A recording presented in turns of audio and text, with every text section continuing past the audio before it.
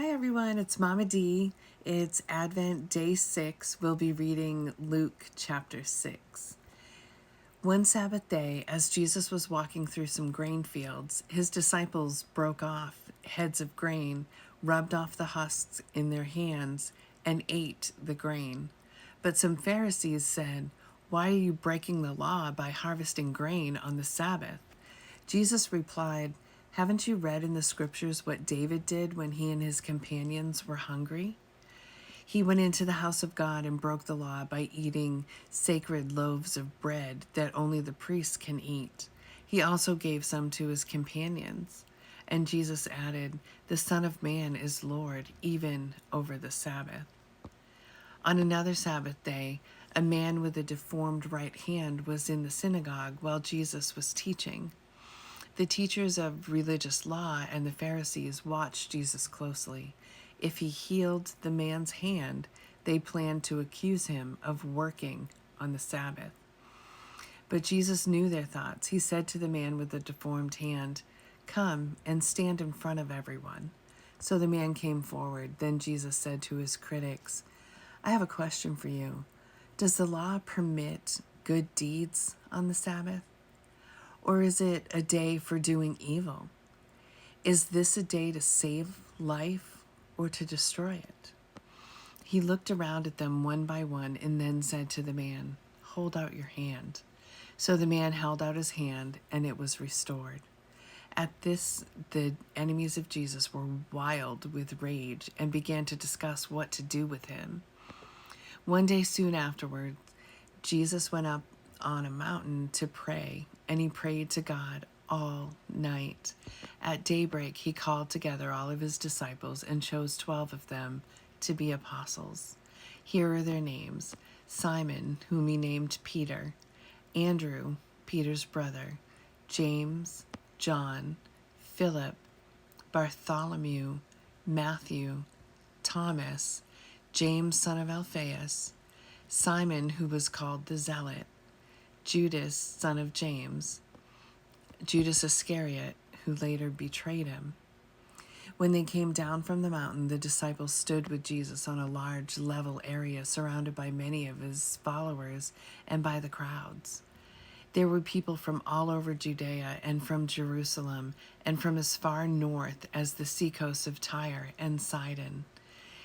They had come to hear him and be healed of their diseases, and those troubled by evil spirits were healed. Everyone tried to touch him because healing power went out from him, and he healed everyone. Then Jesus turned to his disciples and said, "God blesses you who are poor, for the kingdom of God is yours. God blesses you who are hungry now, for you will be satisfied. God blesses you who weep, for in due time you will laugh. What blessings await you when people hate you and exclude you and mock you and curse you as evil because you follow the Son of Man. When that happens, be happy. Yes, leap for joy, for a great reward awaits you in heaven. And remember, their ancestors treated the ancient prophets the same way. What sorrow awaits you who are rich, for you have your only happiness now. What sorrow awaits you who are fat and prosperous now, for a time of awful hunger awaits you. What sorrow awaits you who laugh now, for your laughing will turn to mourning and sorrow. What sorrow awaits you who are praised by the crowds, for their ancestors also praised the false prophets. But you who are willing to listen, I say, love your enemies, do good to those who hate you, bless those who curse you, pray for those who hurt you. If someone slaps you on one cheek, offer the other cheek also. If someone demands your coat, offer your shirt also. Give to anyone who asks, and when things are taken away from you, don't try to get them back. Do to others as you would like them to do to you. If you love only those who love you, why should you get credit for that? Even sinners love those who love them.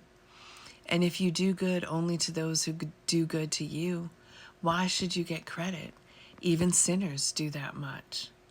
And if you lend money only to those who can repay you, why should you get credit? Even sinners will lend to other sinners for a full return. Love your enemies, do good to them, lend to them without expecting to be repaid. Then your reward from heaven will be very great, and you will truly be acting as children of the Most High, for He is kind to those who are unthankful and wicked. You must be compassionate, just as your Father is compassionate.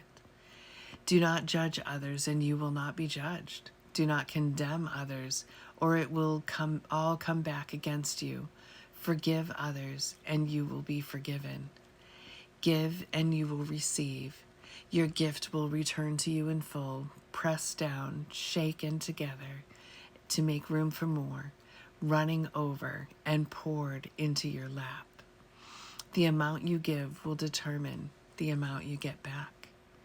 Then Jesus gave the following illustration. Can one blind person lead another?